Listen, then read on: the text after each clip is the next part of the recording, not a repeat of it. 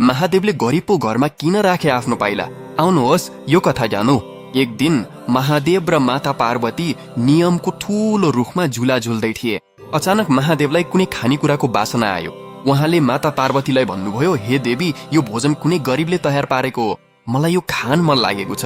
माता पार्वतीले भनिन्, हे स्वामी, मलाई पनि भोजन गर्न मन लागेको छ। महादेवले मुस्कुराउँदै भन्नुभयो, तिमी सही भन्यौ देवी, हिँडौ, हामी पृथ्वीमा गई हेरौं यो भोजन को बनाउँदैछ। त्यसपछि दुवैले साधुको रूप लिएर पृथ्वीमा आए। उनीहरू एउटा सानो गाउँमा पुगे जहाँ एक गरिब मानिस आफ्नो परिवारसँग बसिरहेको थियो। त्यो मानिसका 4 छोरीहरू थिए र घरमा कमाउने एक्लै उनै थियो। महादेव र माता पार्वतीले त्यो घरको ढोका ढकढक्याए। ढोका खुल्न साथ एउटी छोरीले सोधी, तपाईलाई के चाहियो बाबा? महादेव र माता पार्वतीले साधुको रूपमा भने, छोरी, हामीलाई भोजनको आवश्यकता छ, हामीलाई धेरै भोक लागेको छ। छोरीले तुरुन्तै आँगनमा दरी ओछ्याइन् र भोजनका सामग्री लिएर आइन्।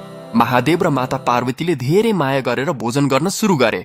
जब भोजन सकियो, महादेवले भने, छोरी, मलाई अझै भोजन चाहिन्छ, के तिमीसँग अझै खानेकुरा छ?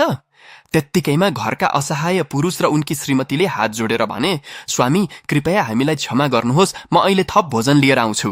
पुरुषले जति पनि खाना थियो सबै प्रसादको रूपमा थालहरूमा राखिदिए।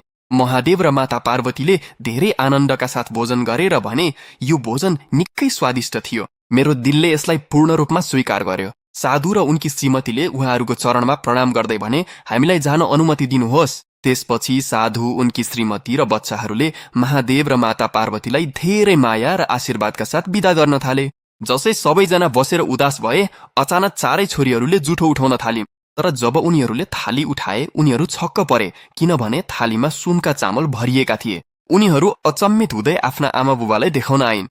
यो देखेर उनका आमा बुबा धेरै खुसी भएर भने, हे देवी देवता, तपाईहरूले हामीलाई जुन आशीर्वाद दिनुभयो त्यो जीवनभर सम्झिरहनेछौं।